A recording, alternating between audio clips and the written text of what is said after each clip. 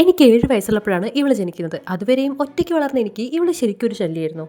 പണ്ടൊക്കെ അവളില്ലായിരുന്നെങ്കിൽ കുറച്ചുകൂടെ സൗകര്യമായിരുന്നു എന്ന് ചിന്തിച്ചിടത്തുനിന്ന് അവളില്ലായിരുന്നെങ്കിൽ എനിക്ക് ആരും ഇല്ലാതാവുമായിരുന്നു, അല്ലെങ്കിൽ അവളില്ലാതെ ഇനി എനിക്കൊരു നിലനിൽപ്പില്ല എന്നുള്ളൊരു സ്റ്റേജിലാണ് ഇപ്പം ഞാൻ നിൽക്കുന്നത്. ഞാൻ മാത്രമല്ല അവളും. ഇന്ന് എൻ്റെ അച്ഛന് 19 വയസ്സായിരിക്കുകയാണ്. അതായത് അവൾ ജനിച്ചിട്ട് 19 വയസ്സ്. എനിക്കിപ്പോഴും ഓർമ്മയുണ്ട്, 1-2 വയസ്സിൽ അവളിൻ്റെ കൈ പിടിച്ചുകൊണ്ട് ഞാൻ കളിക്കാൻ പോകുന്ന സ്ഥലത്തൊക്കെ കൂടെ വന്നതും അങ്ങനെയെല്ലാം. ആ ആളിപ്പോൾ ദേ 19ാമത്തെ വയസ്സിലെത്തി നിൽക്കുകയാണ്. അപ്പോൾ ഞാനും അവളുടെ അളിയനും കൂടെ അവൾക്കൊരു ഗിഫ്റ്റ് അങ്ങ് കൊടുത്തു.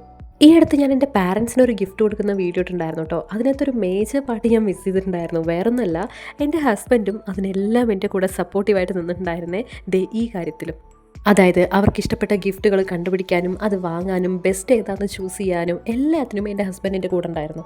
അവൾ ഒരുപാട് കാലമായി പറയണു ഒരു സ്മാർട്ട് വാച്ച് വേണമെന്നുണ്ട് എന്നൊക്കെ കേട്ടോ. അപ്പോൾ പിന്നെ ഞാൻ ഓർത്തു, എന്തുകൊണ്ട് അത് തന്നെ വാങ്ങിക്കൊടുത്തൂടാ.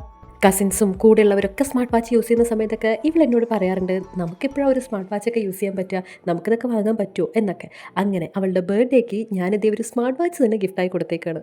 എൻ്റെ ലൈഫിൽ ഞാൻ ഏറ്റവും ഗ്രേറ്റ്ഫുൾ ആയിട്ടുള്ളത് ഇവളോടും എൻ്റെ ഹസ്ബൻഡിനോടുമാണ്. കാരണം എൻ്റെ ഏറ്റവും വേഴ്സ്റ്റ് ആയിട്ടുള്ള സിറ്റുവേഷനിൽ പോലും എന്നെ വിഷമിപ്പിക്കാതെ എന്നെ ചേർത്ത് നിർത്തിയിട്ടുള്ള 2 പേരാണ് ഇവർ.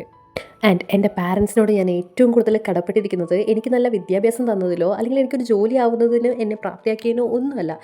ഇവളെ എൻ്റെ ലൈഫിലോട്ട് കൊണ്ടുവന്നതിനാണ് ഞാൻ എൻ്റെ പാരൻസിനോട് ഏറ്റവും താങ്ക്ഫുൾ ആയിട്ടുള്ളത്. കേൾക്കുമ്പോൾ കുറച്ച് ക്രിഞ്ചായിട്ടൊക്കെ തോന്നുമെങ്കിലും ഇതെൻ്റെ ഒരു റിയാലിറ്റിയാണ്.